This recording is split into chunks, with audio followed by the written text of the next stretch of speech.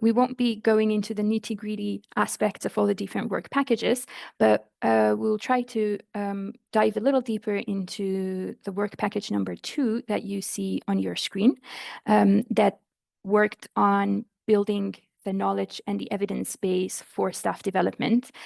This is a work package we conducted throughout the year of 2024, and now we're finishing it. And these are the findings that we're presenting to you today. And then this work is followed by capacity building activities, practice sharing activities under work package 3, and policy contributions under work package 4. So make sure to follow the communication from our project to be informed about this as well. Now, what did we do under work package 2? On the next slide, if we move to the next slide. Yes, thank you, Julia. So we had 3 core activities running under the work package 2 of staff development project. A survey among European higher education institutions that was launched by EUA. We'll have my colleague Therese Zhang, whom you must see on your screen, the Deputy Director for Higher Education Policy here at EUA, who led this whole work and will be presenting the findings from this survey to us. And then we had 2 activities, literature review and a series of focus groups led by colleagues from University College Cork. And we will get a chance today to hear from Catherine O'Mahony, who is with us. She's a director for Center for the Integration of Research, Teaching and Learning at University College Cork. And her 2 colleagues as well, Sinead Gallivan and Katie. I see you are there too with Catherine. So all 3 of them will engage in different parts of the conversation today to present the findings from the literature review and focus group activities of the project. And a brief overview of what these activities were. On my next slide, you will see a few details about the survey, just to say that this was launched between April and July 2024. There were 163 higher education institutions that engaged in this survey, participated from 40 different European higher education area countries. And as you will see with the graphs, they represent a very diverse profile of institutions coming from different sizes of institutions, majority being up to 25,000 student number universities. And in terms of type of institution, majority being comprehensive universities. So a quite diverse profile of institutions that participated in the survey, which also ensures that the findings represent very various perspectives. And then on the next slide, you will see just a few key information points about the focus groups that were conducted, as already mentioned by UCC colleagues. Following the survey, we conducted the focus groups between October and November 2024. In total, there were 16 participants that had a deep dive into the topic of staff development. They all represented about 10 countries from European higher education area, and you can see all the list of the countries on your screen. So this is a brief introduction to the activities that we did, but what is it that we found out, what was interesting in it, and what we would do in the future with these results. To address these questions, I invite first to take over the slides Therese Zhang, who will give us an introduction of how staff development, what did we find out through the activities, how staff development is conceptualized and organized. Therese, the floor is yours. Thank you very much, Gohar. Hello, good afternoon, everyone, and welcome to this webinar also from my side. So I'm going to provide you with the first overview of exactly what it says on the slide. So how staff development is organized and also conceptualized from the overall picture we managed to capture from the survey. So first of all, I think this also confirms previous research that UA, but not only UA, has conducted in the past, is about the first finding is about how staff development in learning and teaching is actually offered. Who is offering it? Who most of time in the EHEA, the European Higher Education area, is doing that and offering it. And what we found there is that it's mostly done by individual institutions in the different countries. University networks also do have a role. 63% of our survey respondents of institutions said that they do see a role of university networks organizing things, perhaps also collectively and in common. We also have a third of institutions that said that national, regional level governmental organizations do it. And then it can also be, but to a lesser extent, the role of networks of teachers, NGOs, and also to some extent for-profit organizations. So we have here a situation where basically, and it is really the most common case, institutions themselves implement staff development. The second main finding that we have here is that for institutions that have a learning and teaching strategy, the most common goal or purpose of offering staff development, and this should probably not come as a surprise to you, is to enhance the quality of teaching. So there is really this deep conceptual connection between what we do in staff development and how this would contribute to enhance the quality of teaching. This is actually interesting to consider also in the light of what I will explain later about the way teaching is assessed at institutions, because we will, as we will see, there is not always that connection related to the impact of those activities that is made at institutions. Many institutions also noted that it is part of the institution's commitment to continuous professional development for their staff. This is the case for 78% of institutions that we surveyed, and also more generally speaking, to contribute to career progression of teachers, and as part of the institution's commitment to reach better parity of esteem between the different missions of the institution, namely here between teaching and research mostly. And also in a third of cases, it is to fulfill some kind of legal requirement in countries where staff development is subject to some kind of legal requirement, which is not always the case. Next slide, please. Yes.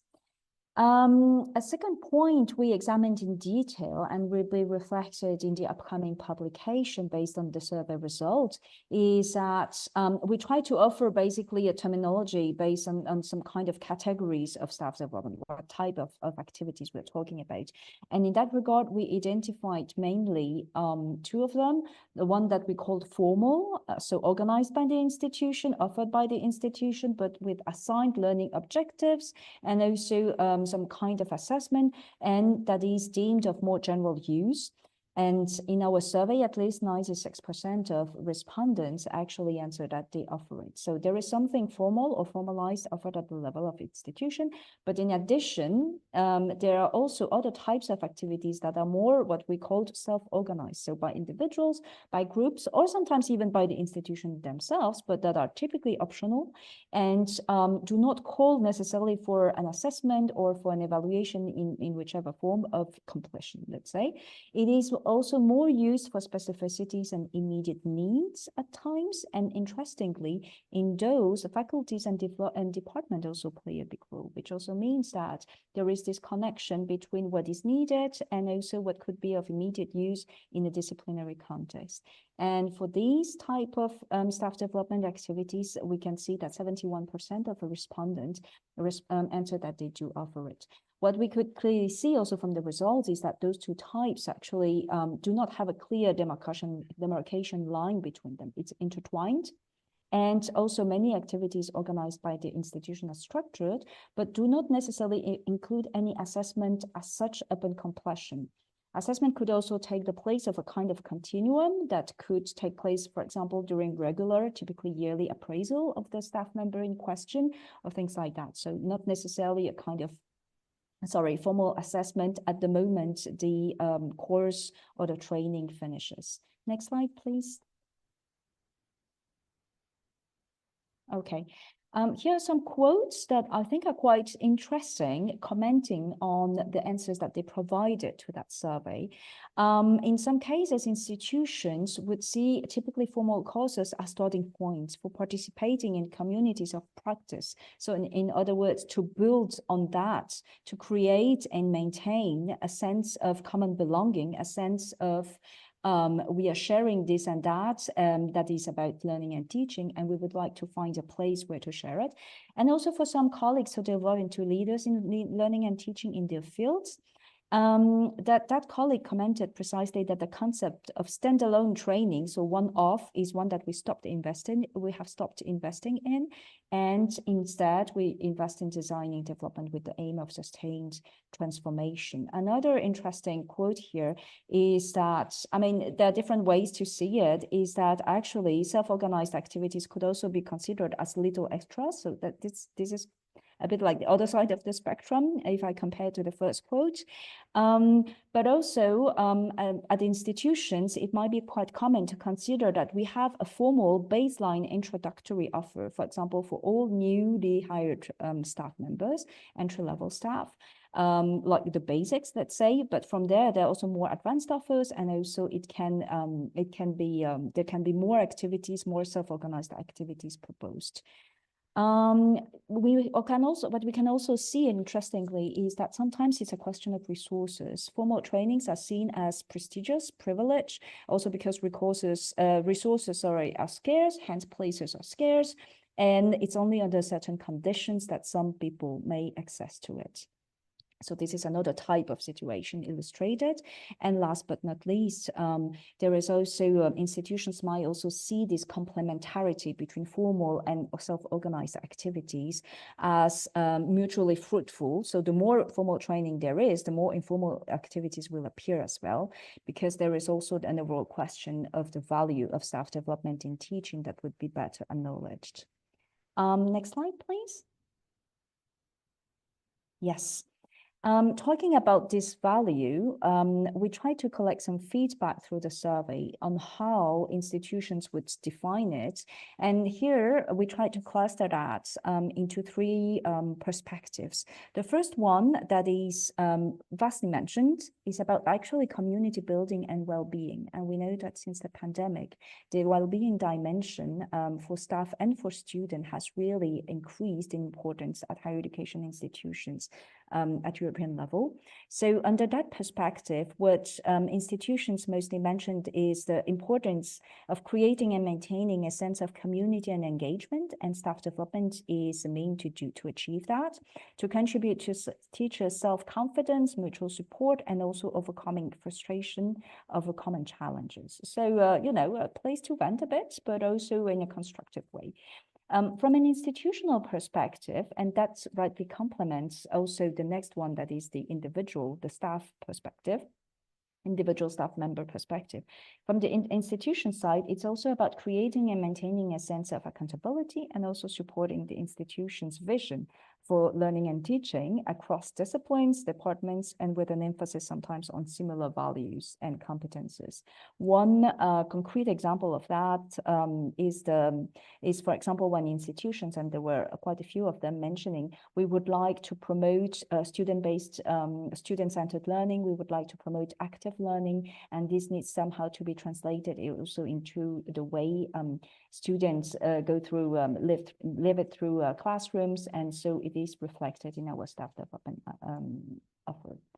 The individual development perspective includes this idea of supporting the implementation of newly acquired competences, teaching competences into classrooms, but also just better informing teachers, broaden their capacity to address transversal aspects in their teaching, and also improving their awareness to engage students through active learning methods. That is something that came back also quite a few times.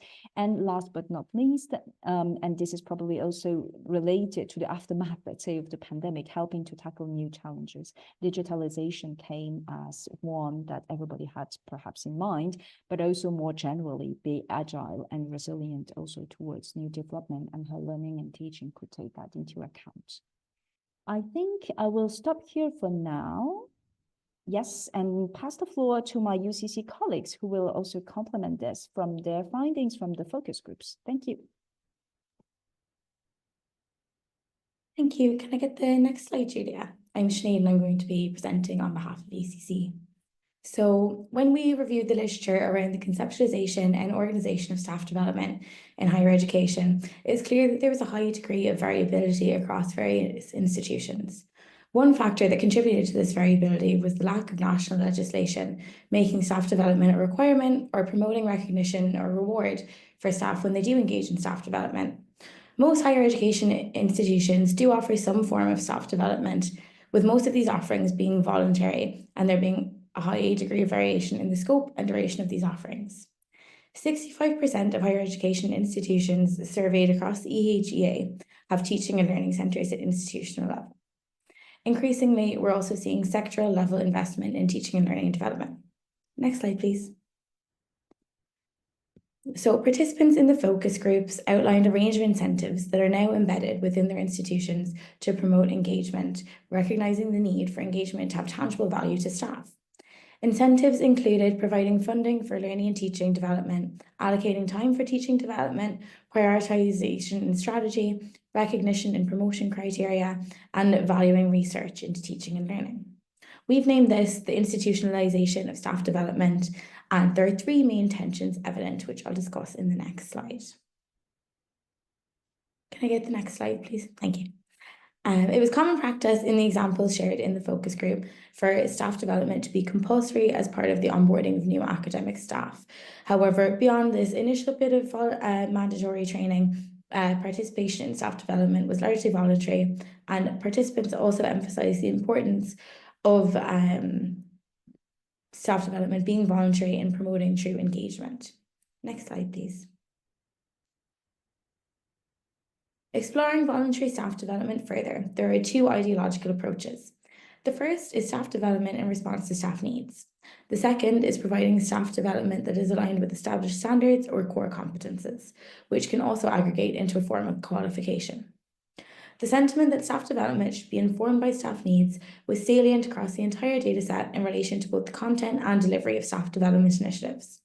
From Stad Newens talk about the tension between the emancipatory aims of staff development, so empowering staff to critique their practices and question broader strategies, policies, and organisational culture, and the more domesticating aims, so development in line with institutional standards.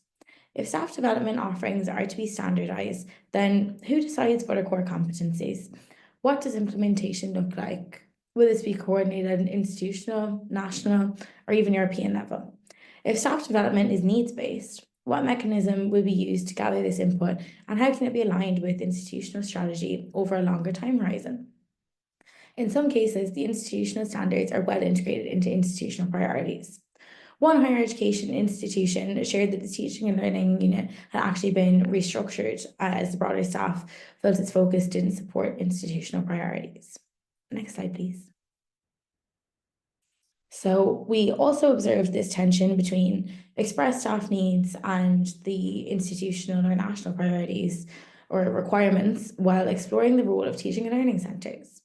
In one focus group, we spoke to a group of directors of teaching and learning centres, and one participant told us that their unit is purely dedicated to staff needs, and another shared that their centre was re-established with the primary goal of accomplishing various institutional objectives.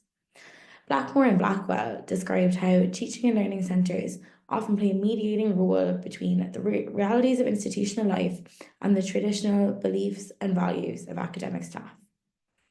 National drivers and institutional priorities can collide with academics' views and understanding of their disciplines and the role of departments in affecting change. Centres for teaching and learning, or equivalent units, provide an important function in translating strategy into practice. Staff in such centres are responsible for helping colleges and universities function effectively as teaching and learning communities. So I think I'll hand you back to Gohar there.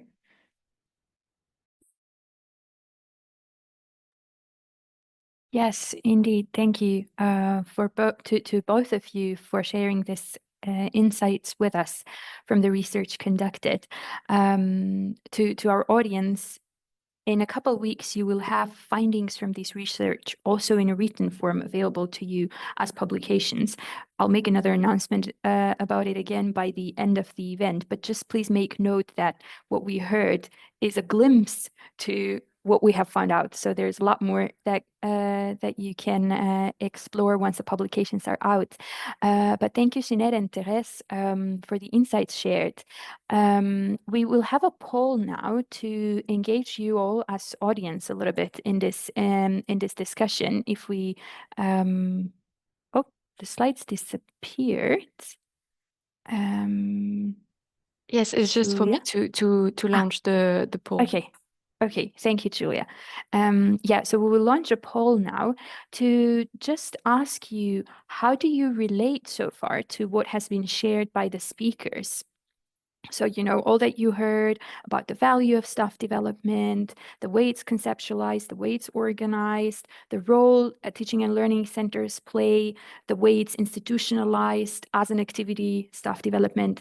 Just please indicate on this poll, how do you relate to this so far, from your experience, from the context that you come from? That will give us a little bit of an idea of how these findings that we have relate to wider audiences. And I see that the options are running rather evenly,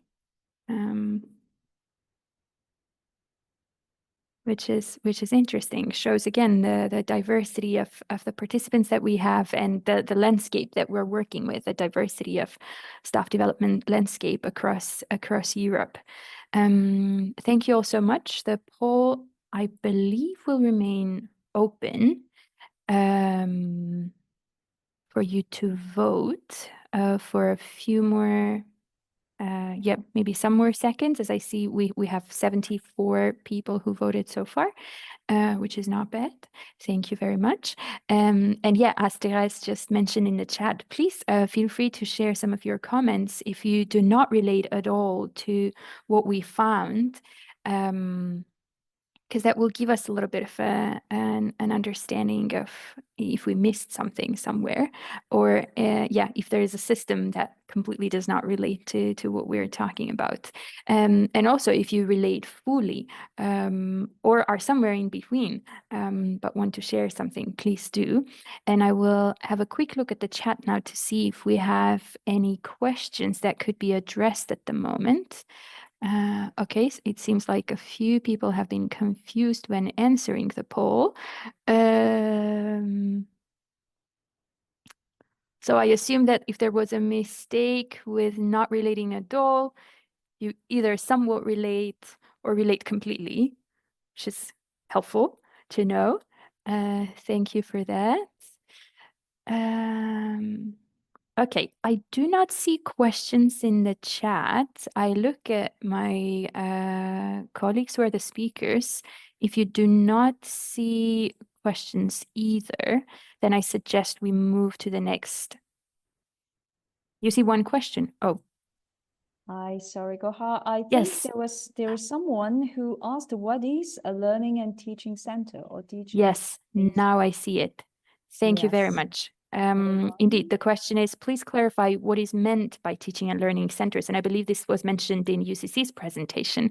Colleagues from UCC, would you like to? Hi there. Yeah, so I suppose in many units or institutions, they may have a kind of a central unit that has responsibility for the formal or informal staff development. So these can sometimes be considered teaching and learning centers where they have a specific function. It could be someone with a dedicated responsibility. As Gohar said, there's a lot of diversity across the European higher education area. But as we saw with the Trends report, these seem to be a kind of a more common establishment. And even in the post-pandemic world, there was actually quite a significant investment and even at a national level in setting up and maintaining such centres so they can have a diversity of roles, but the general perspective is staff development and teaching and learning. Thank you very much, Catherine, for the answer. And I see there is one more question, and we have time for just one more question to pick it up, and it relates to what is the exact definition of staff used in our project? Does it include everybody working at a university? And I would invite Therese to answer the question, as I know we had a lot of discussions about this. Yes, well, first of all, I would like to add on the previous question. In the survey, we actually run a question about the institutions having or not a learning and teaching center. And I think if I remember correctly, about 2/3, perhaps a bit less, yeah, about 70%, I think, of institutions answer that do have such a center. But this can be at central level, at institutional level, but also at faculty level, and sometimes also both. So universities can also have such centers, both located at faculty level and also at institutional level. This is consistent with the answers we have received for the same question in the past 5 to 6 years. When we surveyed institutions in Europe about the same matters. So seems to be a trend there. So sorry, back to your question, staff. So we broadly defined in the survey, staff here as basically staff members with responsibilities in student learning generally. There was no distinction as such between between the different stages, let's say, at the university. However, one of the findings of the survey that I did not have time to mention now, but will be featured also in the publication, clearly shows that the staff development offers in learning and teaching that are available at the institution are mostly there for people who teach. So academic staff, research who teach, PhDs who are engaged in a PhD who teach, etc. But for non-academic staff members, the offer is a bit more scarce, and also they are more likely to be optional. So I hope this answers the question. I also see that somebody asked in the chat box, does the research include England, Scotland, and Wales? We did that nationally, so not by nation. So I would not be able to answer that question, but in the survey report, of course, there is a map including the number of responses that we have received from the UK. Thank you. I might just come back in on the question about a bottom-up approach to staff development, whether it can be sustainable in the long term. I think the ideal model is where staff needs are also articulated and form the institutional strategy. So there's a kind of a circular informing, and then that then plays out in a staff development offer that falls out from institutional strategy. But this is idealized. I think like we've seen, where resources and pressures are in place, those responsive one-off activities are harder to justify. Thank you very much, Catherine, for picking up on that question as well. I think with this, we can move from the Q&A part to the next section of the webinar, and then we will have another little moment for questions as well. So everyone in the audience, please do not be discouraged. Keep on sending your questions down. I'll be monitoring the chat. Now we will have a second poll. We're moving to the third part of our webinar to discuss how universities support professional development for teachers in relation to recognition and career progression. And before we hear from our speakers, I would invite you all, as I said, to reflect to another poll question. If Julia, you could please pull up the second poll that we have prepared. In this poll, we invite you to just identify, what do you think, sorry, I need to open my own slide. Oh, yes.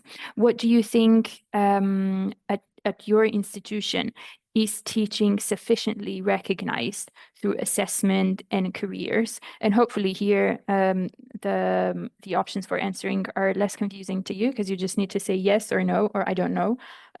So please feel free to indicate what's the state that that really your institution is in. How is teaching actually sufficiently recognized through assessment and careers?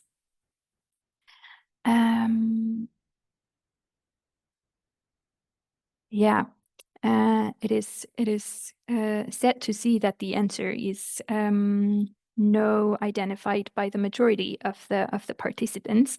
We will hear now from our speakers. What did we find out in relation to this through the survey conducted, through the literature review, and through the focus groups? And to do this, I invite Therese to take the floor again. Yes, thank you, Gohar. Oh, the next slide is already there, so let's continue. I will first go through a bit through in the continuation of what was explained before about how formal staff development is offered, and also to what extent it is voluntary and to what extent it is mandatory. So compulsory or optional is another type of vocabulary we used in the survey too. Well, the first finding that I should perhaps highlight here is that there are many gray zones. So courses as such might not be compulsory, but it might be required under some circumstances, and also depending on the stage of experience and advancement of the staff member in question. So it can be not compulsory, but for example, required for staff to take them in the course of their career, or to take them in the course of the upcoming 5-6 years, etc., etc. So it depends a bit on the stages of the person, but it mostly depends on the state of advancement in career and teaching experience. But what we can clearly see is that it is mostly, where it is compulsory, it is mostly compulsory for newly hired academic staff. So again, there is this idea that we also expressed before of this baseline introductory offer, most of time on basics in pedagogy, university pedagogy, etc., that universities would offer to newcomers to their institution, just to make sure that we kickstart on the same basis. And then we also see that it can be compulsory for teachers or assistant professors or equivalent, but it is much less the case for more senior teachers or even for full professors. What we can also see is that it is compulsory for PhD candidates and or postdocs or equivalent in a bit less than 30% of institutions only, but there is generally a big share of institutions that answered it is actually optional for them, formal staff development offers. Interestingly, and this also relates to one of the questions that popped up already earlier, is that, first of all, for non-academic staff still involved in student learning, so typically technicians in labs, librarians, teaching support staff, etc., the offer is mostly optional, rarely compulsory. And also, this is also the case for newly hired non-academic staff. And the second point that perhaps is interesting to pin down here is that for staff following negative teaching evaluations, so in case of bad teaching, let's say, actually there are very few institutions only that address this through staff development by making it compulsory. So this kind of offer is not exactly the norm, and let's say it probably also means that staff development is not necessarily seen as a mean to remedy to shortcomings that were identified through negative teaching evaluations. Next slide, please. All right, so here what we try to identify are the challenges for proposing and also organizing staff development. And interestingly, and this has also been identified in the previous projects that we were involved in, it is the question of time. So time required from teachers to participate, which also relates to an overall question of workload for staff, for teachers that already have it on their plate. We already mentioned the kind of competition complementarity with research activities, with the research mission, but definitely there is an overall question of how to utilize time and also how to make time to participate in such activities. It is followed by, for 2/3 of the entering institutions, by the teacher's motivation, which might also be intrinsically linked to some other options that are listed below, such as the value of teaching in academic life, and also the effect on teachers' career progression. So generally, we can see that the overall recognition for teaching does play a role in the way, but also in the overall engagement into staff development.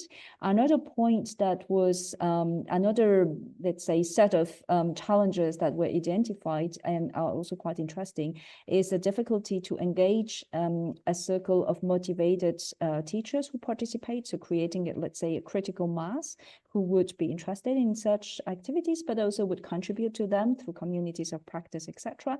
But also the difficulty to grow beyond a certain number of, let's say, usual suspects, people who engage already, are interested in teaching, and also do come back regularly whenever the Learning and Teaching Center or the faculty department organize such activities. Interestingly, about 1/4 of institutions also mentioned that most teachers are not comfortable with reflecting on their teaching practices. And this is perhaps a point also to be noted, because this relates really to an individual endeavor and also to an endeavor that I think still takes place in an academic culture and context where teaching is often seen as an individual activity, as compared to research, for example. Researching in teams is very, very widespread and common. Team teaching, but also more generally addressing teaching, talking about teaching with colleagues, it is perhaps a bit less widespread. Well, actually, we can clearly see that teaching is a collective activity as well. You have committees to design curriculum. You have also this overall role of educational developers, sometimes in faculties, etc. So it's not a one-to-one activity, but still there is a question really of discomfort about sharing and reflecting on teaching practices.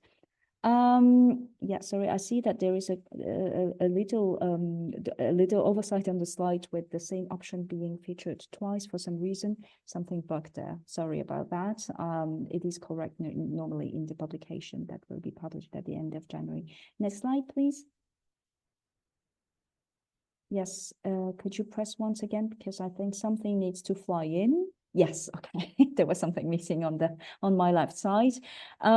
This is data collected from our latest milestone report of HEIs Trends 24 that was published in July. We had a sample of, I think, 480 in some institutions from across the HEA. And we asked the question indeed about the role of teaching performance evaluations in career progression. Do you take that into account in the career progression of your staff? What we can see here is that actually half of the institutions answered yes, although another 41% answered a minor role only compared to other criteria. But if we take the half full glass, we would be tempted to say, well, it's actually not that bad, that half of institutions said yes, we do take that into account. However, what we can also see, you can go to the next slide, please. Oh, there is a QR code. Sorry, that flew in as well. What we could also see and hear from the institutions is that even in the cases that it does play a role in career progression, it is still sometimes a bit difficult, a bit ad hoc, following practices that would not necessarily provide as much value to good teaching as limiting negative impact of bad teaching, let's say. So if you have bad teaching performances, it might hinder, but if you have excellent teaching records, it might not necessarily help for career progression, these type of cases. And also the overall issue here that remains a bit and is the way teaching could be assessed and could be taken into account in career progression. What we can see is that most widespread practice in this regard is still student feedback.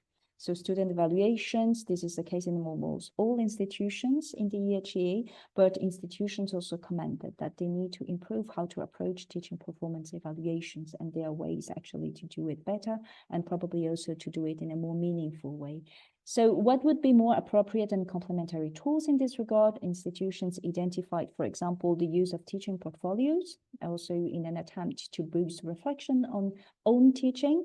43% of institutions surveyed use it, but some others are also planning to introduce it, and also peer feedback systems with 1/3 of institutions using it and some others also planning to introduce it. Could I have the next slide, please? Yes.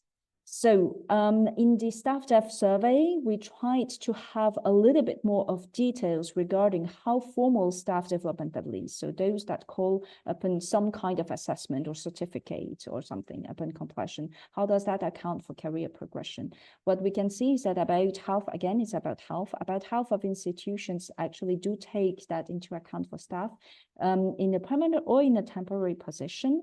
But what some institutions also pointed out, I thought that was a quite interesting remark actually, was that early stage or new academic staff might be actually more motivated to participate with staff development, but for more senior staff members, it might also be a question to incentivize them to participate by taking that into account for career progression. So if you have participated and have completed formal staff development, you may count for your career progression.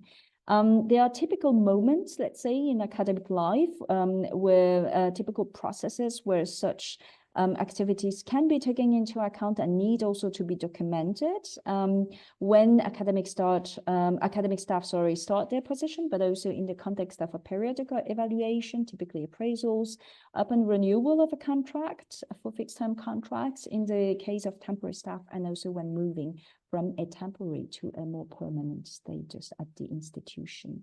In that regard, we could also see that there were quite strong country differences, actually. So in some countries, it is quite widespread, actually, to take staff development into account in career progression.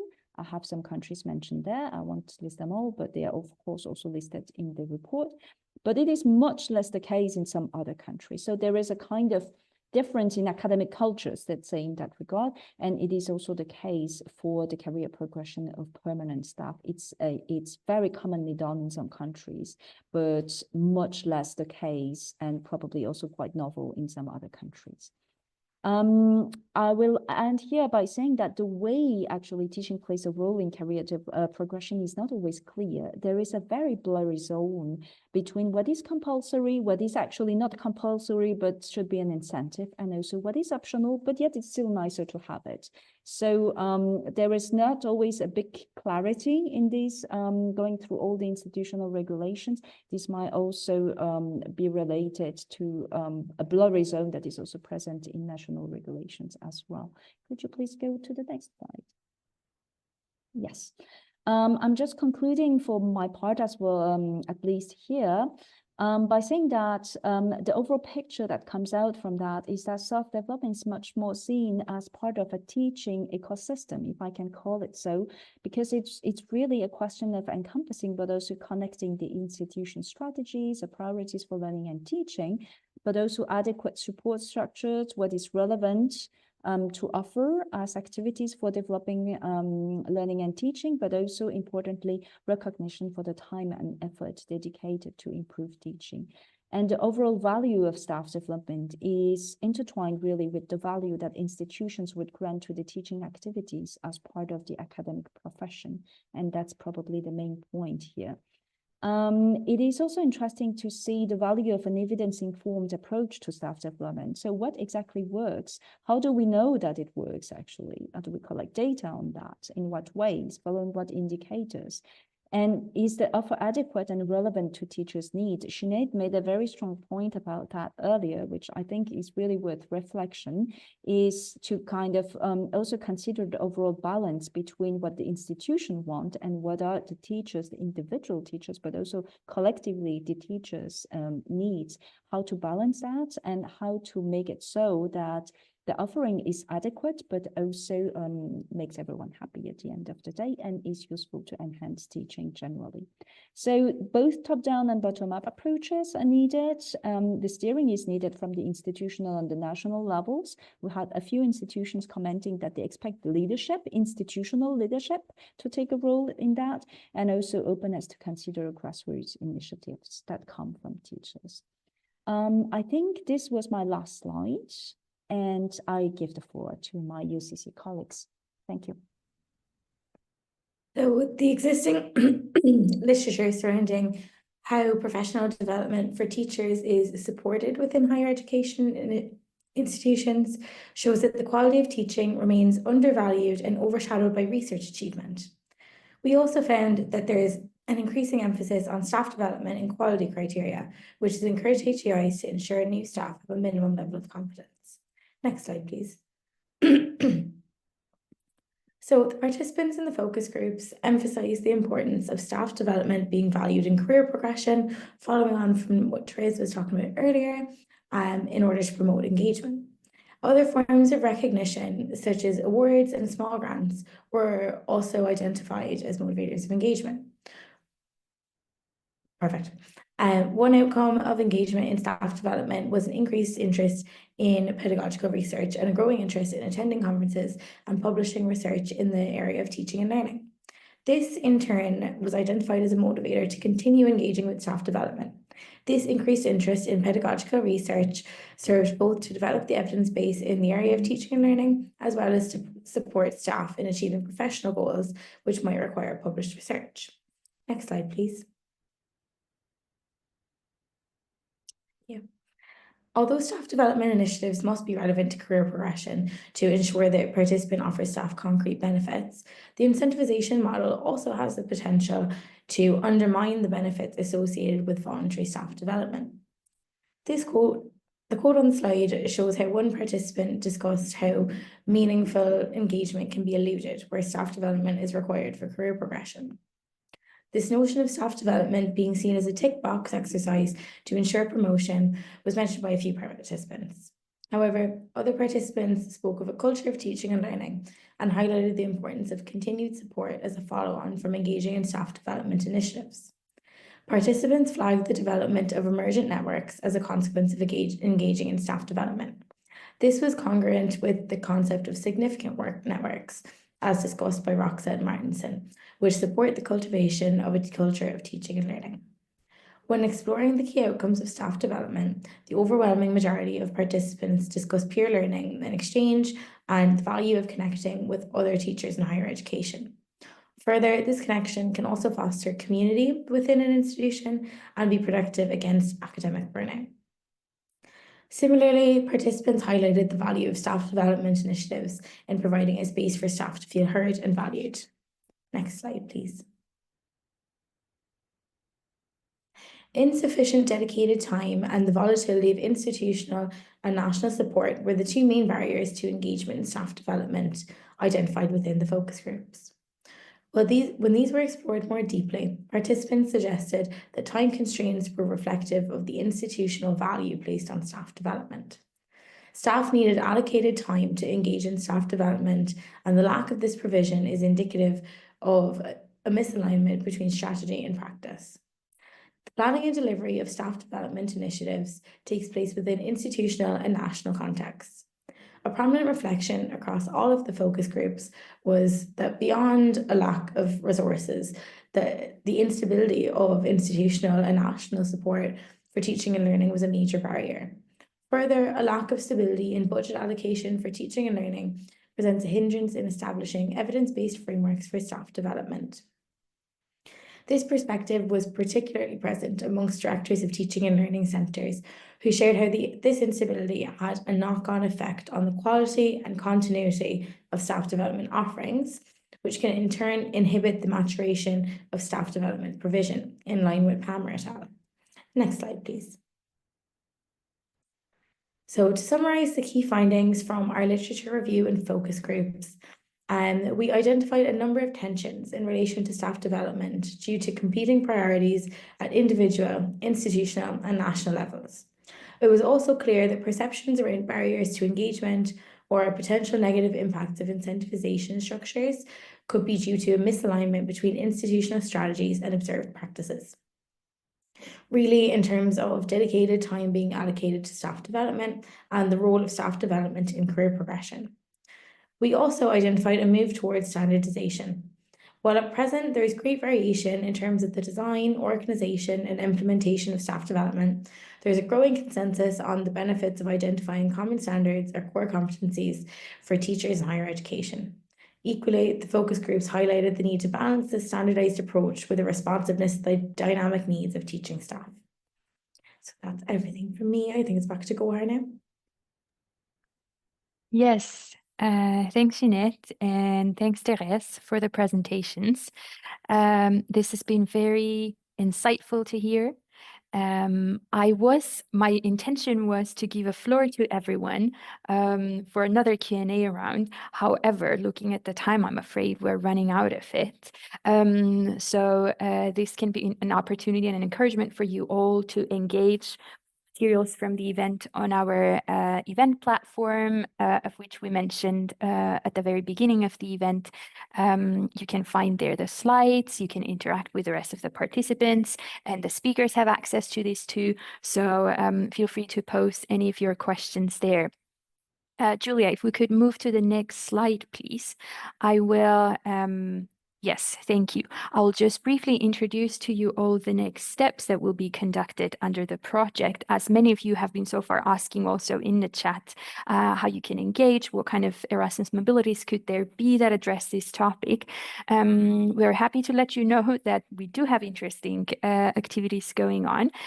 So first, we have 3 thematic peer groups that we will be launching shortly. The call for this activity has already finished, unfortunately, last week, so you can't participate in it anymore, but you can look forward to the outcomes that will be published from the work of these 3 thematic peer groups in early 2026. There will be 3 different reports addressing specific aspects of staff development, so keep an eye on that. And we also have an upcoming masterclass that will be hosted by the end of May by our colleagues at UCC. Colleagues, would you like to take the floor, say anything brief about it?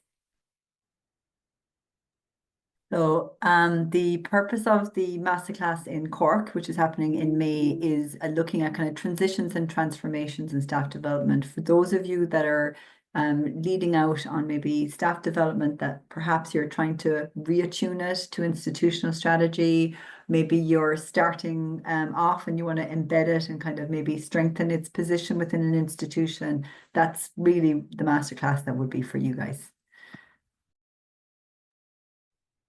Thanks, Catherine. And yes, Therese, anything to add?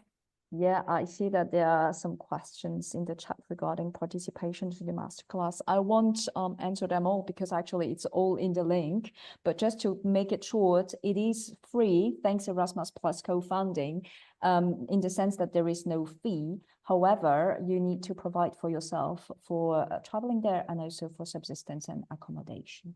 So basically, yeah, one of the possibilities that it is up to you to explore if you are interested is also to look into the Erasmus Plus staff mobility schemes.